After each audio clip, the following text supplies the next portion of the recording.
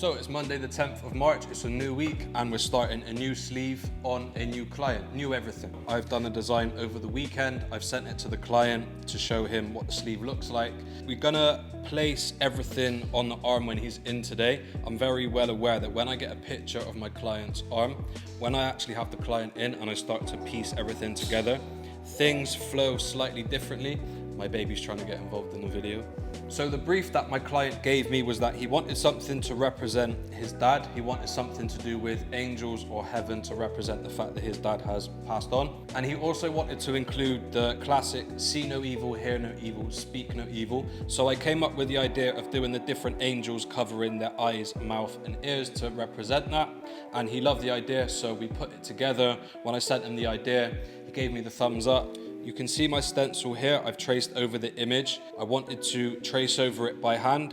It allowed me to stylize the image and stylize it in my own way. You can see the lines and the dotted lines.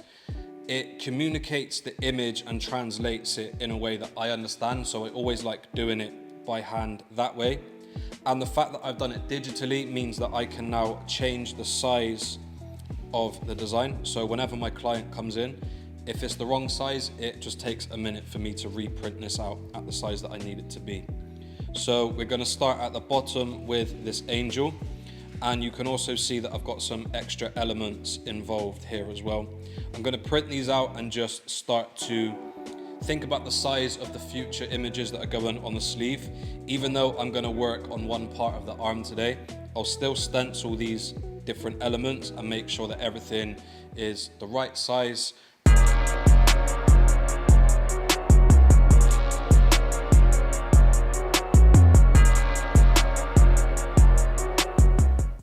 I'm setting up with this tattoo with my Dragon Hawk Fold Pro machine. I like changing the different strokes and the different voltages with this machine.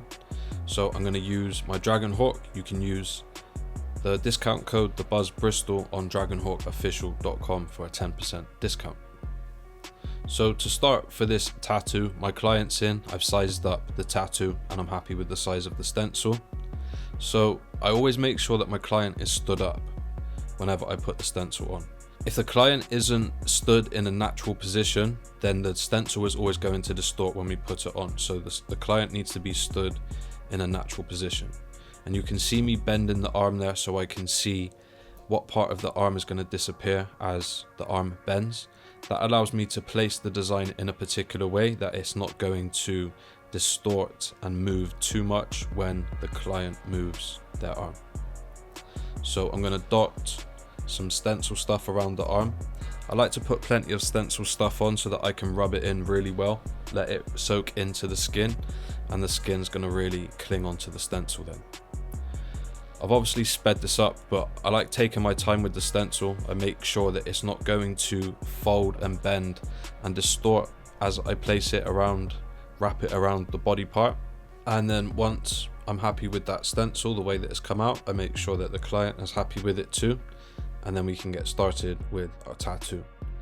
The piece took about 5 hours in total. I used my Dragon Hawk at a 4.2 stroke at around 7.5 volts. I changed between 7 and 7.5 volts. And then this was the finished piece. I managed to do this in about 5 hours, 5.5 hours. I was happy with the finished result. My client is very happy, and we're going to do another session to finish the bottom half very soon. The Buzz. So the plan is to train for about an hour, and then after training I can shower up and I can get straight to work. I'm going to go straight to the studio. I've got a few portraits to do today.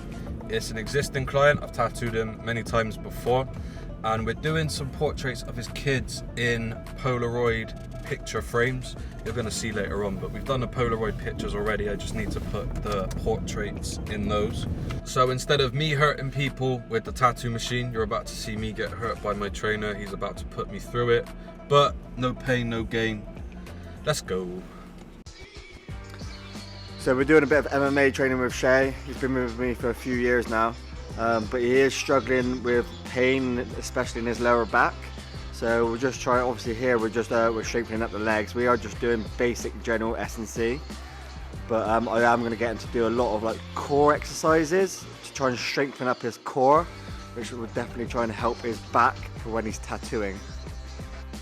So one thing not to underestimate when you're beginning your tattoo career is sitting down for these long hours, being hunched over, tattooing and being focused on the work. We're not going to focus on our posture that much. So the way that we look after ourselves outside of the tattoo studio is really important. I enjoy MMA training because it loosens up my hips and it keeps me nice and fit, and it's challenging at the same time. So now it's time for work. I'm going to set up my station the same way I did yesterday. I'm going to use the same setup that I used yesterday as well. I'm going to use my 10 gauge 3-round liner. I like using my 10 gauge for my liners because they're tighter and they're more compact. They're going to give you a little bit more of a precise packed line. I also like using longer taper for my needles, especially because I do realism. The longer taper are going to be a little bit more finer and precise for realism work. And a tip, you can see me putting out my inks and my needles. I don't like to pour my ink or open my needles until my client is there. I do that all in front of them so that they know that they have fresh everything on the day just for them. You can see the stencils done, all ready to go. On the iPad, there's a really easy way to turn these pictures into a stencil. If you're interested in seeing how to make a stencil like this on Procreate, give me a follow on TikTok at The Buzz Tattoo. So I've printed my stencils out. I always check through my stencil. I want to make sure that all of the detail in my stencil is there. I want to make sure that nothing's missing, and I always compare the stencil to the picture and make sure that everything makes sense to me and I feel confident about the tattoo. I'd like to pre-plan what tone I'm going to use for what part of the tattoo. I want to plan where my black is going, where my 2/3 cap is going. I think about all of this ahead of time when I'm checking through my stencil. And then from there, you can see that I like to work in layers. I like to work in layers because it gives me a chance to really break down the picture layer by layer and make sense of everything. When we're looking at that picture and we're trying to replicate it on skin, it can be really overwhelming. So being able to break it down in our heads is step number one. Then that gives us a plan of action when it comes to putting needle to skin and actually tattooing the skin. And then this was the final result. Had to keep it very simple considering that the detail was so small, but I'm happy with how it turned out. And here's a couple of healed tattoos on my client. My client wanted to find a tattoo artist that he felt comfortable with and trusted to do his tattoos. So it's been cool seeing him come back time and time again, just getting these cool random tattoos added to his collection. Appreciate you trusting me. Now this camera's about to die, so we are done for the day. That's Tuesday. I'll see you tomorrow.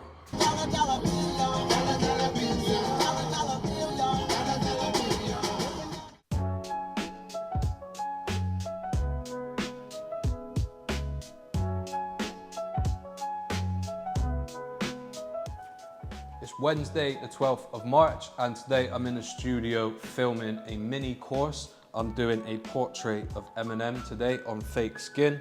I'm gonna film this and put it together in a mini course to show you how I would go through a portrait. It's gonna be done in one session, and this is gonna be a follow on from my beginner tattoo course. So this is the stencil for today's tattoo. It's gonna be a portrait of Eminem. We're about to start tattooing. I'm just letting the stencil dry for a bit longer. I'm gonna make myself some coffee and then we can get straight to work. So as well as the stencil, you can see I've got my reference picture right here. I don't like to zoom in to my reference picture too much. And this is how it looks after the first layer. I do the first layer with a 3-round liner to keep everything nice and sharp. And then my next layer, I can come in with my shading magnums. So here we go, here, so jab, parry, good, again. Boom, don't worry about stepping. Because if I'm in range to land my jab, yeah, parry, boom, nice, good shot. Or maybe bite my lip down. I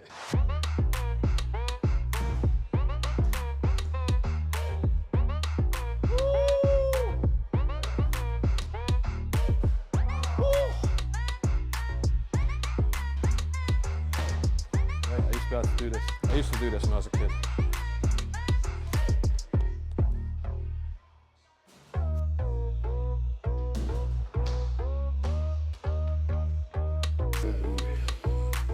Yeah.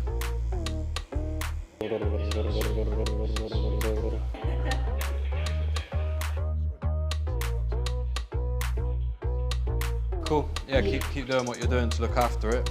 No problem. And then yeah, by the next session, depending on what you want to do, we'll leave it a few weeks, let all of it heal. Yeah. If you want. So we did a short day of tattooing. Now it's time to edit some of this vlog. Chilling with Barney. If you do content for your brand or your business, keep working hard. I'm proud of you. It's the last tattoo of the week. My client should be here in about half an hour. So let's get ready to work. Leg sleeves can take 5-6 sessions, maybe even more. This was the 5th session for my client for this piece. Some sessions are going to be longer than others. This was quite a long session today. And in terms of the design, because the leg is quite a large area to cover, you can see that the whole back of the leg is one seam, and the filigree does a lot to frame the piece and create a flow.